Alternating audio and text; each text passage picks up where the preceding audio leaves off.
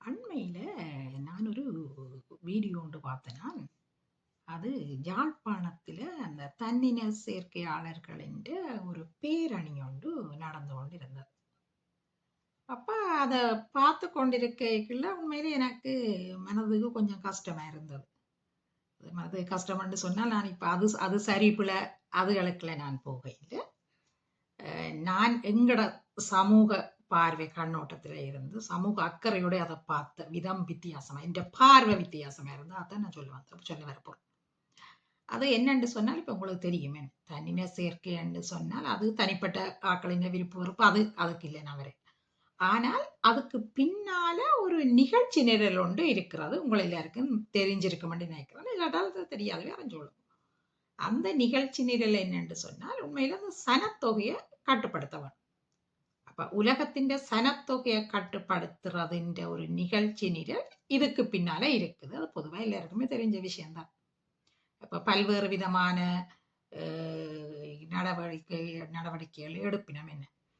ஆனால் அது அந்த நடவடிக்கை வந்து இப்ப சாதாரணமா நாங்கள் பார்க்க எங்களுக்கு அதை விளங்கிக் கொள்றது கொஞ்சம் கஷ்டமா இருக்கு. அப்படியான செயற்பாடுகளை செய்வினோம். அதுல ஒன்றுதான் இந்த தன்னின சேர்க்கையாளர்கள் சம்பந்தமான இந்த பெரிய அளவான பேரணிகள் என்றாலும் அது சம்பந்தமான இப்ப அந்த தகவல்களை வந்து நிறைய எங்களுக்கு சேர கூடியதாக இருக்கிறதும் அதுல ஒரு கவர்ச்சியை உருவாக்குறது. அப்ப அந்த அதுலக்கு வந்து அந்த நிகழ்ச்சி அதிண்ட அந்த என்ன சொல்ற அந்த ஒரு செயற்பாடுன்னு சொன்னா அதுக்கு ஒரு விளைவு அவைக்கு தேவைதானே. அந்த விளைவு என்னன்னு சொன்னால் சனத்தொகையின்றே கட்டுப்படுத்த வேணும் என்றதுன்ற ஒரு முக்கியமான ஒன்று இதுல இருக்குது. இது உங்களுக்கு சில ஆக்களுக்கு அதுல உடன்பாடு இல்லாமல் இருக்கலாம். ஆனா அந்த நீங்க ஓரளவு அதை பற்றி யோசிச்சு பார்த்தீங்கன்னா உங்களுக்கு தெரியும். அப்ப அந்த பேரணிய வந்து எங்கட யாழ்ப்பாணம்னா தமிழர் பிரதேசம் வந்து எடுப்போம் நாங்க. தமிழர் பிரதேசத்துல நடக்கைக்குள்ள உண்மையாலே என்ற மனசுல கவலையான விஷயம் என்னன்னு சொன்னால் உங்களுக்கு தெரியும். இப்ப இந்த யுத்தத்தால வந்து நாங்கள் நிறைய மக்களை இழந்துட்டோம். எங்கட சனத்தொகை வந்து சரியாக குறைஞ்சிட்டு. அப்ப உண்மையிலே நாங்கள் இப்ப ஒவ்வொரு குடும்பமும் குறைஞ்சது 5 குழந்தைகளையாவது நாங்கள் பெற்றுக்கொள்ள வேண்டும். அப்படி பெற்றுக்கொண்டாதான் எங்களோட சனத்தொகையை நாங்கள் ஓரளவுக்கு உயர்த்தி கொள்ளலாம். ஏன்னா உங்களுக்கு தெரியும் சனத்தொகை உயர்வா ஓரளவு குறிப்பிட்ட சமூகமா நாங்கள் சனத்தொகையோட இருந்தால்தான் நாங்கள் வலுவான சமூகமாக இருக்க இயலும்.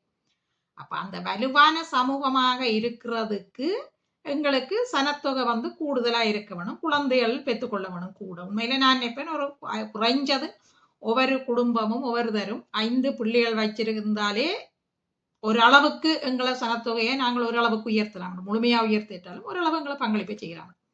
அப்ப அப்படியான சிந்தனையில இருக்கிற எங்கட சமூகத்துக்கு இது வந்து உண்மையில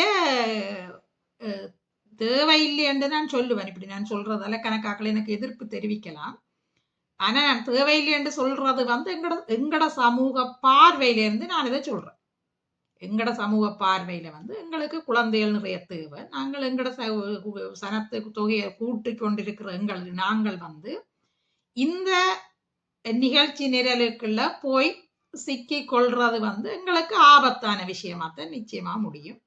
அப்ப அது சம்பந்தமான இதுக்கு நடத்துறாக்களை நாங்கள் ஒன்றும் செய்யலாது. அது அவைகளின் உரிமை என்ற அந்த இதுக்குள்ள அது வரும். ஒன்றும் செய்யலாது நாங்கள். ஆனால் அதை பார்க்கிற பார்வையும் அதை நாங்கள் எப்படி அதை சரியான அறிவு ரீதியாக நாங்கள் அதை விளங்கிக் கொள்ளணும் என்றதுக்குத்தான் நான் இதை சொல்ல வரேன்.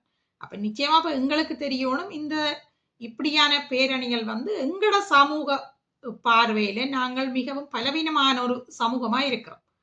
அப்படியான இது பார்வையில வந்து இது வந்து எங்களுக்கு உண்மையில பொருந்தக்கூடிய ஒரு விஷயம் இல்லைன்றது ஒவ்வொரு மக்கள் இப்ப அவங்களை போய் நாங்கள் ஆர்ப்பாட்டம் செய்யாதீங்க போங்க கொண்டு கலைச்சு அப்படி செய்ய வேணும் இல்லை. அது அவைய விருப்பம். ஆனா அது புரிதலை நாங்கள் ஏற்படுத்தி கொள்ளணும்ன்றது என்னோட ஒரு விருப்பமே இருந்தது. அது சொல்லணும்னு நினைச்சேன். ஏன்னா உங்களுக்கு தெரியும் என்ன இப்ப அமெரிக்காவில ட்ரம்ப் ஜனாதிபதியா வந்திருக்கிறாருன்னு சொன்னால் அதுக்கு உண்மையில வந்து காரணம் வந்து அந்த குடும்ப அமைப்புகள் சிதையக்கூடாது, குடும்ப அமைப்புகள் வலுவா இருக்கணும் என்று சொல்லி விரும்பின ஆக்கள் நிறைய இருக்கணும். என்ன நிறைய அமெரிக்கன் குடும்பங்களை பொறுத்தளவில் இந்த தன்னின சேர்க்கையாளர்களை வந்து அவையின் பார்வையில் இருந்து அவை என்ன பார்க்கணும்னு சொன்னா இது வந்து இந்த குடும்பங்களை உடைச்சிடும், குழந்தைகளை இந்த அளவை குறைச்சிடும். அப்ப தாங்கள் வந்து தங்களோட சனத்தொகையால இப்ப நீண்ட காலத்திலே அது குறைய செய்யும்.